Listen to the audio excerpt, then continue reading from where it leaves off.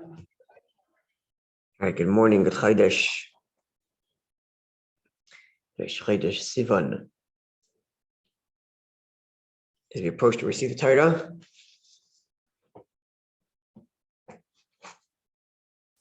which is, I think I mentioned here in the past, that it's actually a Chabad custom to study Sotah between Pesach and Shavuos, a page every day, a daf every day. And part of the idea is because as we approach the giving of the Torah, which is really the marriage between the Jewish people and Hashem, one of the reasons why this study happens now is we're reminded by the law of the Sotah not to stray, not to be unfaithful, not to be hanging out with other deities, both literally and figuratively. So Rosh Chodesh Sivan is certainly pertinent to remember this. Because in Rosh Chodesh Sivan, we have the Jewish people coming to the mountain at the beginning of the preparation for the giving of the Torah with one heart, one man with one heart, and that one heart directed to one God, not behaving like a Sotah. That's the idea. Okay, so we're in the second to last line of Lamed Gimel Medal 33a, and we're now begin the list of things, of mitzvahs, that are to be done in the original Lashon HaKodesh. As we noted in the past few classes, that here is where the Mishnah, in this list, is where the Mishnah does go out of its way to indicate scriptural citation that these mitzvahs have to be done in the original Hebrew. As it would seem, the default is, if God says to say something, say it in some manner you understand it. Yet there are certain mitzvahs where we're told they must be done in the original Lashon HaKodesh, the original Holy Tongue, the original Hebrew.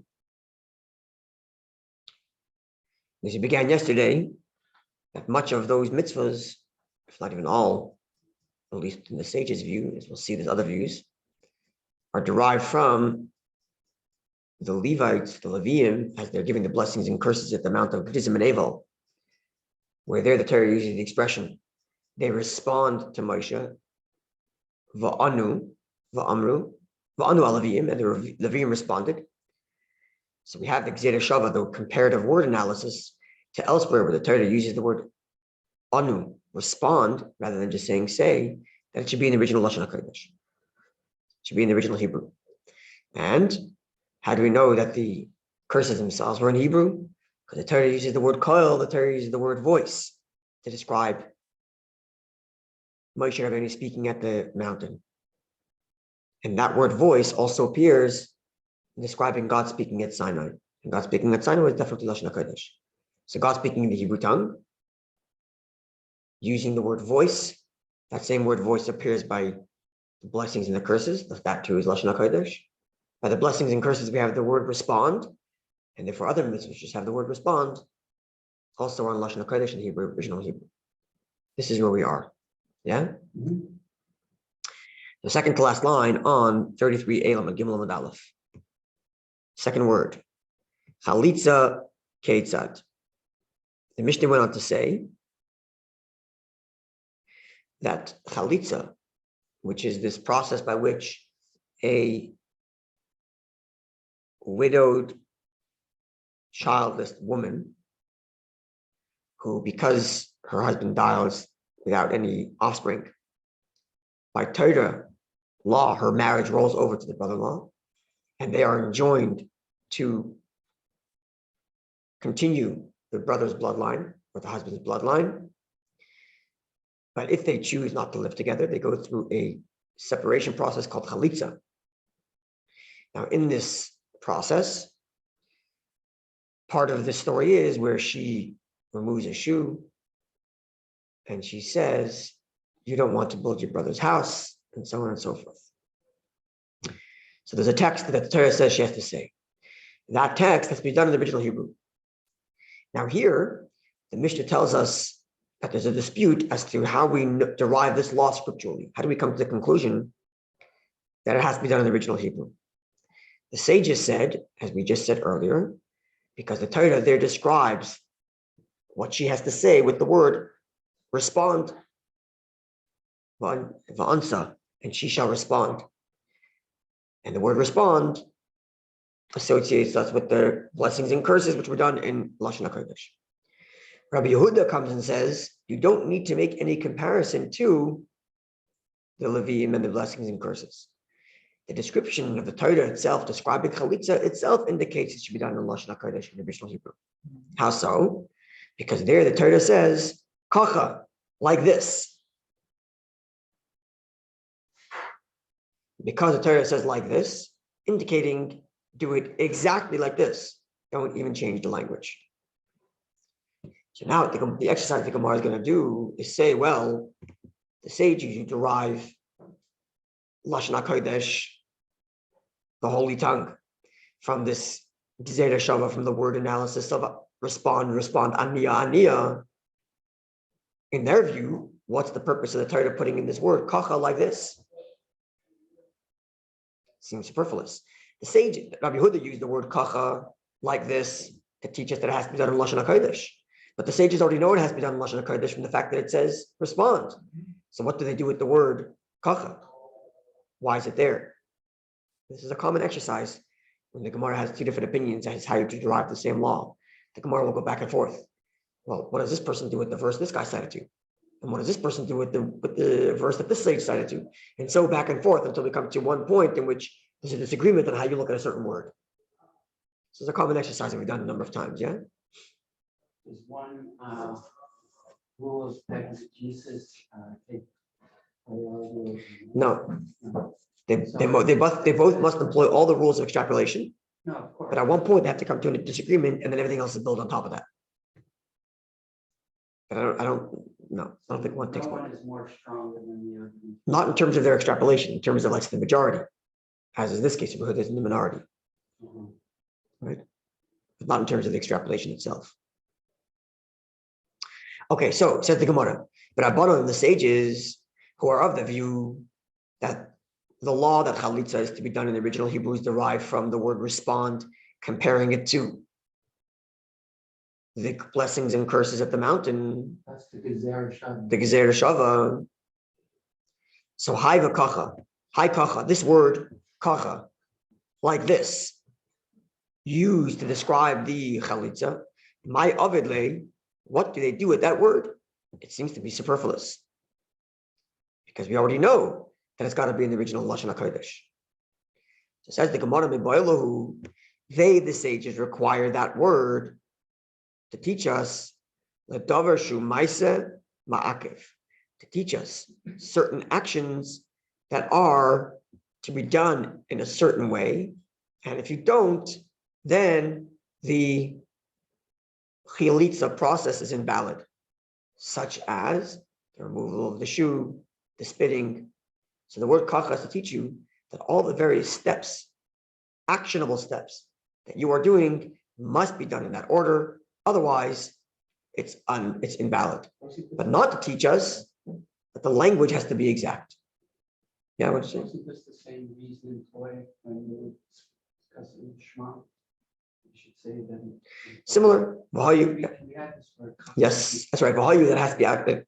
That's right. The word vahayu, it shall be, was used by one sage, Rabbi Yehuda, to tell us it has to be in the original Hebrew. Whereas the sages said vahayu is to teach you that you have to do it in order. Yeah. So similar thing with kacha. But specifically in this case, in this case, it's not about the words, it's about the actions. It's not about the words being in a certain order, but about the actions being in a certain order. Sure. Yeah. That's right. That's right. So for Rabbi Yehuda, how does he derive that the actions have to be precise, and if you're missing one, then it's invalid? He too has to come to that conclusion from the verses. And if the word kacha in Rabbi Yehuda's view is already used to tell us that you have to say it in Lashon HaKodesh, how does he then conclude that which the sages use the word kacha for, namely that these actions have to be done in this proper setting? Yeah? Following or not? So it's always going to be the same exact pattern. One view has this word, the other view has this word. Okay, what does he do with that word? Oh, he derives X law. Okay, well, how does he get to X law if that word's already being used for something else? It's always in the same pattern. So if the sages, for a certain way. sorry, Do it in a certain way, actions. that's right. So if Sages cover that. no, they didn't cover that. The sages, oh yes, yes. The sages use the word kacha to come to that. That word is used. That's right. So Rabbi Yehuda used the word kacha to already tell you that it has to be in Lashon HaKodesh. Where does he derive the law? That's got to be in that the actions have to be in this order. Okay, correct. It's just the Precisely. That's right. That's right. That's right. So Rabbi Yehuda, how does he derive that these actions have to be in this precise manner? Otherwise, it's invalid. Mikoi kacha. From this, like this. Meaning to say, the Torah could have said, this is what you do. The word koi. This is what you do. Adding the extra chaf before the word koi, kacha, like this, gives us two derivations. And thus, one word gives us two derivations. A, that it's got to be in Lashon HaKodesh. And B, that these actions to be done in such precise manner, otherwise it's invalid. Okay. Well, what about the sages? The Rabbanan and the sages, they also have koi kacha. They also have like this, the double expression. Says the Gemara, koi kacha loy mashmalu. The sages are not concerned with the extra chaf. Something we had similar earlier. Where do we have it? That's right. We had it before also, where some people are of the view that these extra letters are relevant, where others are not. Where was it? We also had it recently with respect to something else.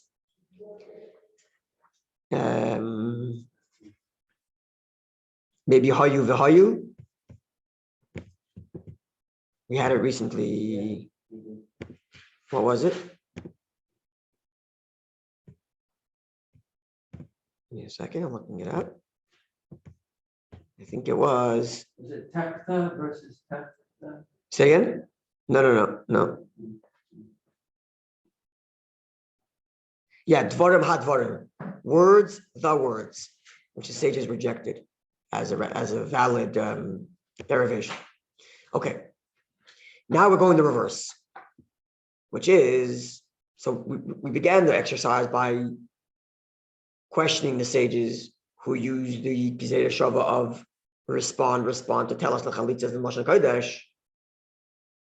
And we asked of the sages, what do you do with the word kacha like this that Rabbi Yehuda uses? Now we're doing the reverse. You, Rabbi Yehuda, which derive the law of Lashon HaKodesh from the word kacha like this, what do you do with the Gezeira Shaveh? So just to explain the Gemara's question. The way Gezeira Shaveh works, right, is one of the 13 principles of extrapolation.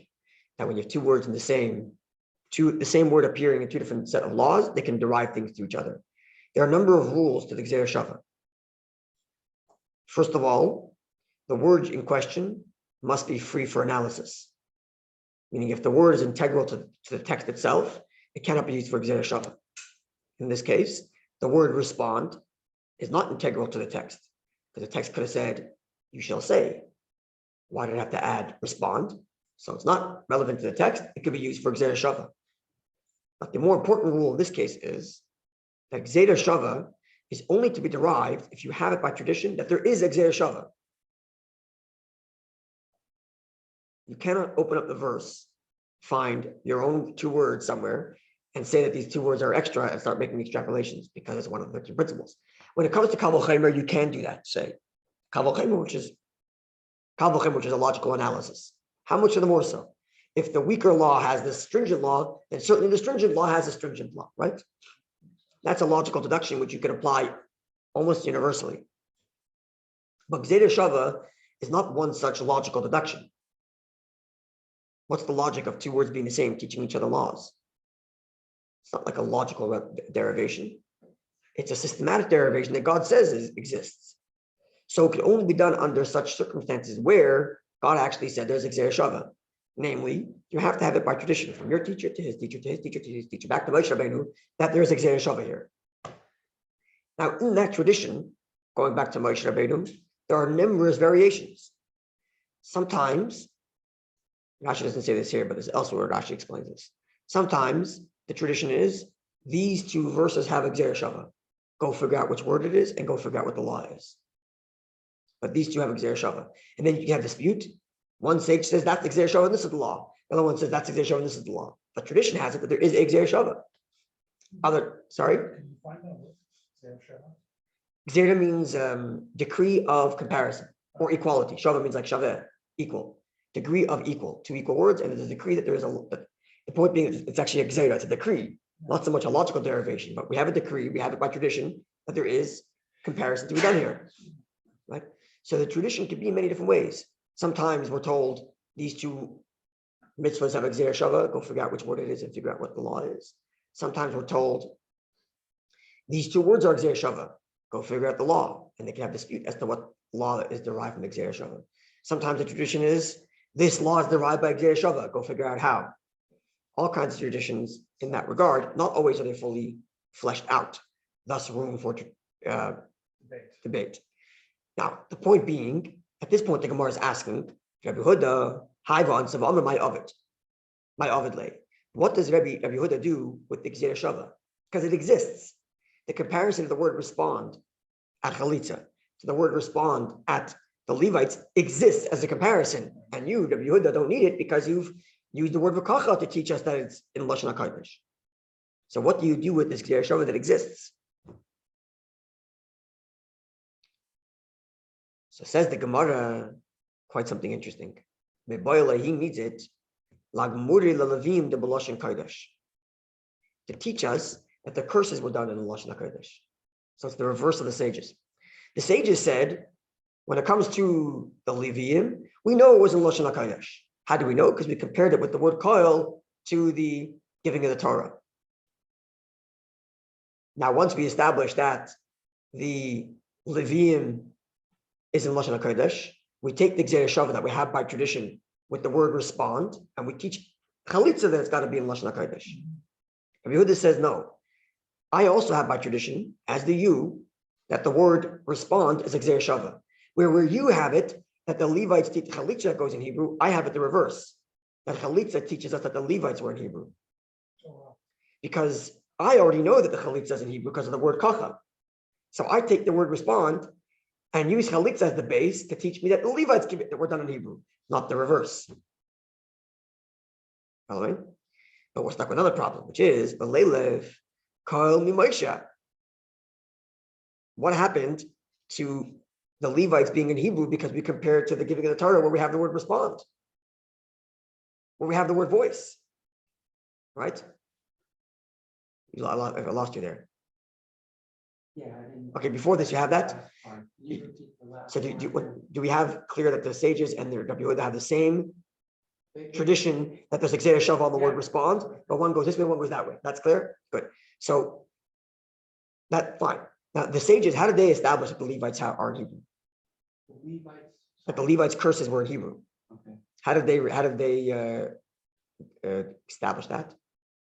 Because the word voice appears there, and the word voice appears by the giving of the Torah, and that's how they got to Hebrew.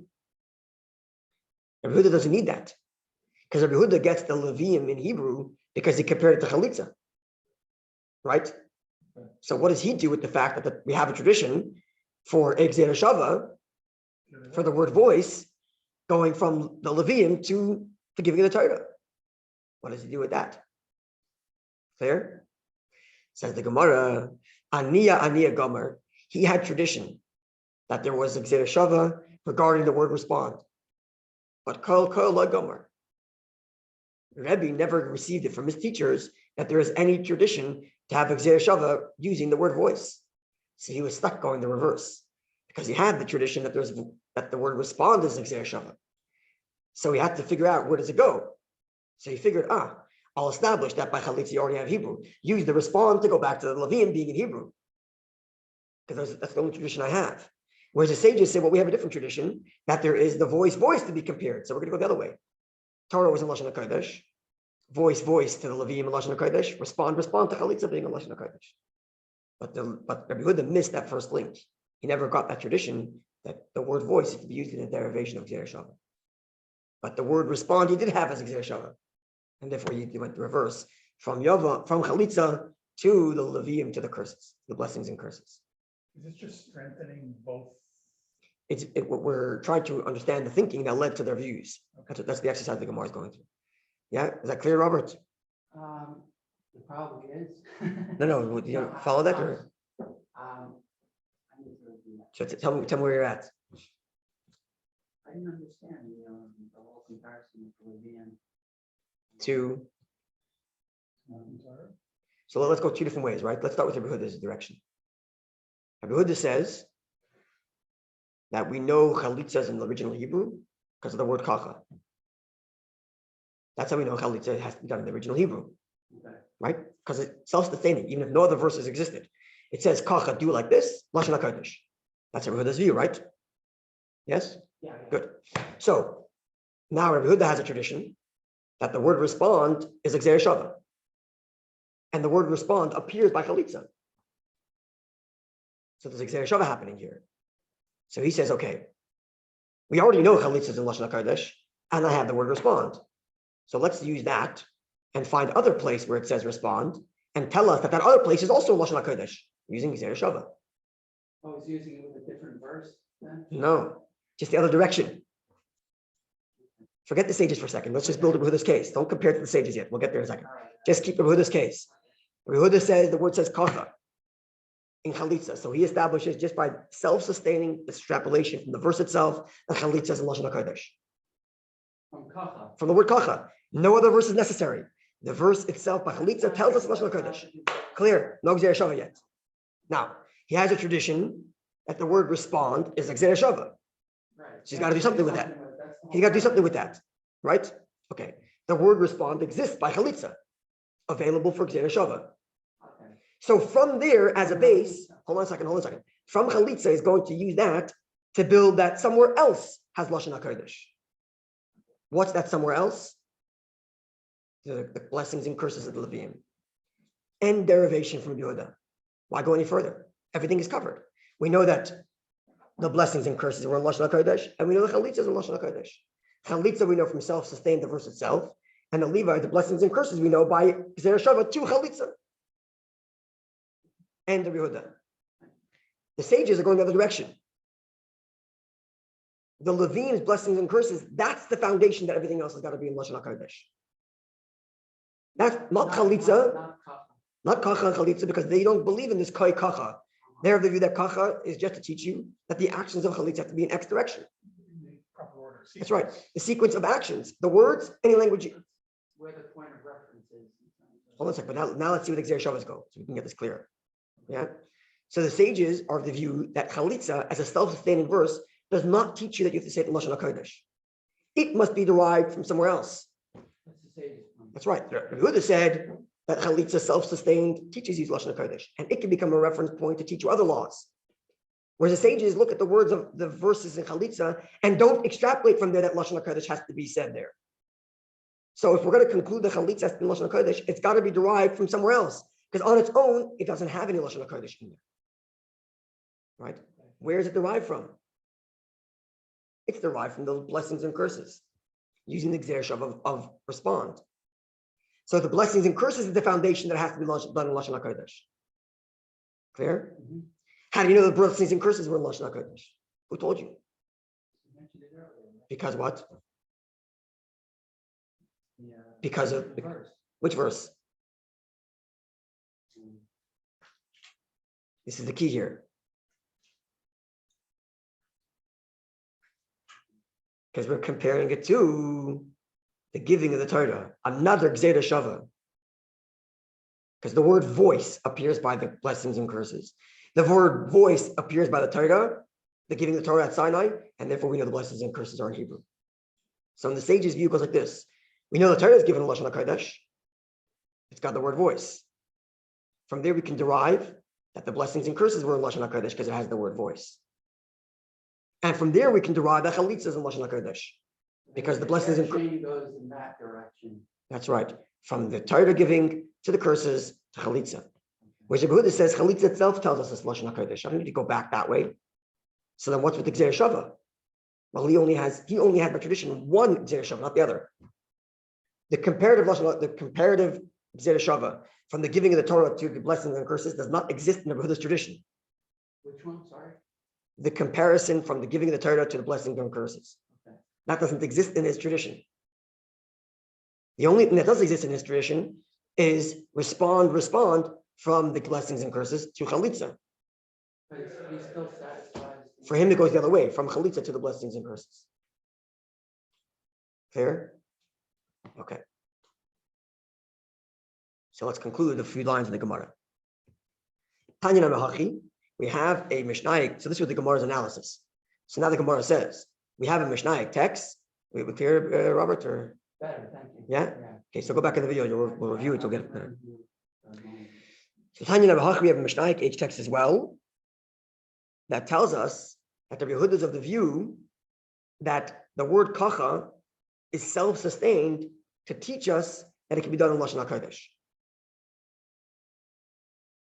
Because Rabbi Yehuda says, Kol mokum shenemar koi. Anytime it says this, or it says kacha, like this, or it says aniya, again, rephrase that. Kol mokum shenemar koi kacha. Anytime the Torah says this, like this, giving us a double derivation, or anytime the Torah says aniya v'amira, respond and say, Eina ela b'lashon HaKodesh. It's got to be in the holy tongue. Whereas the sages would say only the respond teaches you it's Lashon HaKodesh, not the Kai Kacha. Which is why they'll have to use the word respond by Chalitza to get Lashon HaKodesh from the blessings and curses. Because Kai Kacha is not enough. Whereas Rabbi Yehuda says respond is a teaching that it's Lashon HaKodesh. But how does respond get Lashon HaKodesh according to Rabbi Yehuda?